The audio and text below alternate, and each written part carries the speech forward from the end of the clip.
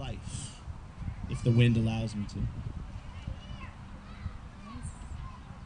The wind is not on our side today. Yeah.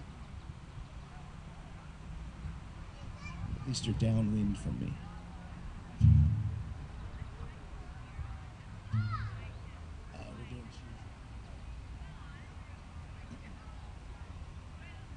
This is another true story. This is not a piece of fiction. Although it's going to sound like a piece of fiction, but I'm telling you it happened. I lost my bed. I'm just going to drop it. Here we go.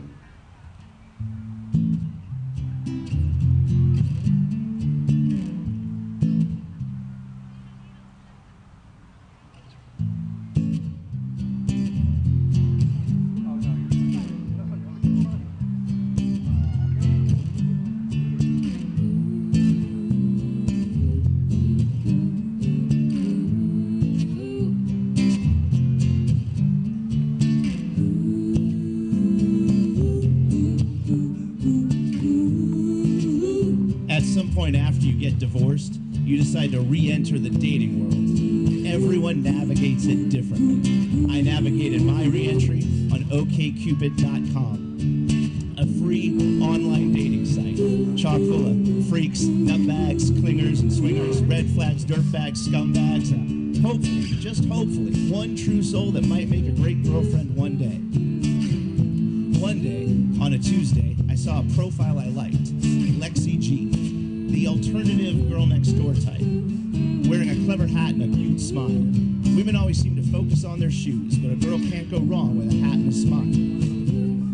I took a quick look at her summary profile, saw that she was a performing artist, dancer, gymnast of some sort, and shot her a poke or a flirt or a whatever the hell OkCupid calls it. I told her, like your profile, check mine out. If you like it, ping me back.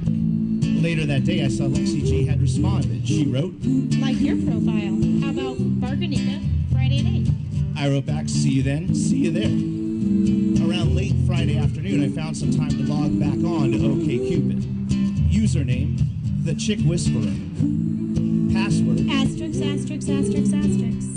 I figured I should take a look at the rest of Lexi G's profile to up the odds of having a good first date with plenty to talk about. Now, first date is a bit of a stretch when it comes to online dating. What you're really doing is spending a couple hours out, trying to determine whether you want to have a real date next time. Unless you're looking on Craigslist. That's a good point. I read through Lexi G's profile thoroughly, each line, each phrase, each word. And when I got to the bottom of it, I realized in 3 hours, I'll be having drinks with a girl who has no legs. I hope what I did next is what mostly everyone in this position would do. I showered up, put on something nice, and headed out to my date with no thought of canceling, but with no thought of romance either. I walked into Guernica, and there sat Lexi G. Sure enough, amputee, double amputee, from feet to knees.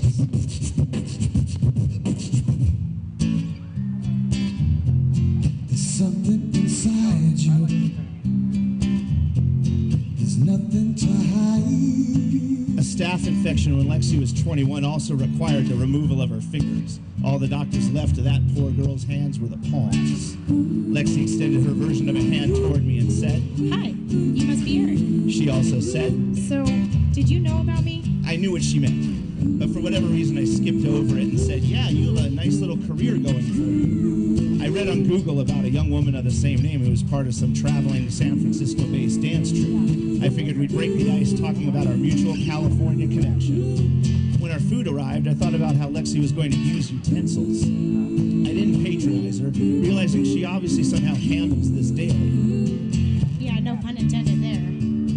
After a short while, I stopped focusing on how she would manage herself and began focusing on her. Lexi G is the most remarkable woman I have ever met in my life. Her life before the surgeries was remarkable. Her recovery was remarkable. But the life she had created for herself after the amputations, most remarkable of all. Dancer, choreographer, painter, doll maker, prosthetics designer. At one point in her career, Lexi G designed a fin and choreographed a routine that she danced wearing it underwater. One time she developed a routine on stilts, her legs and her arms on stilts. photographers from Paris to Vienna asked her to pose and steampunk image in European galleries. But what impressed me most about Lexi G was not the stories she told about her amazing life. It was the questions she asked about my life. Lexi G had a level of empathy unmatched by any woman I met on that website. She asked about my career. She asked about my family. She spoke to me and reacted to me like I was the remarkable one.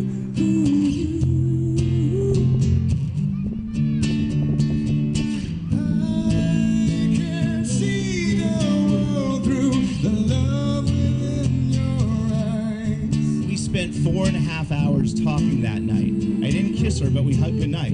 We saved the making out for the real date that followed just a few days later. I can feel your passion, fire within your life. About 5 minutes into our kissing that night, Lexi pulled back. Eric, we need to talk. Lexi said, "Is everything okay?" I inquired. Totally. I just have to let you know that I have a boyfriend and we're in an open relationship. Are you okay with that?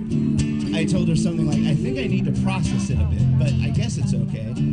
To be honest, I felt like if I could not handle a relationship with an amputee, at least now I was off the hook. Very punny. Lexi called things off with me just 1 week later. She told me, Eric, I feel you're calling too much.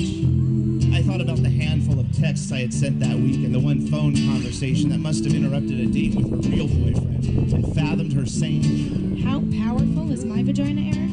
I'm a double amputee with no fingers and I still get more tail than you. Lexi G would never say that, though. We never dated again after that, but we're still friends on Facebook today. And now I see photos of her performing, I see posts of her new loves, and I figure most people see an adventurous amputee. But I think of the 21-year-old Lexi in a hospital room being told by medical professionals she will die if she doesn't let them kill off her limbs. And Lexi G chose life. I see in Lexi the innate power of what Freud called eros, the life instinct. After the Lexi G episode, I decided to amputate online dating from my life, pun intended.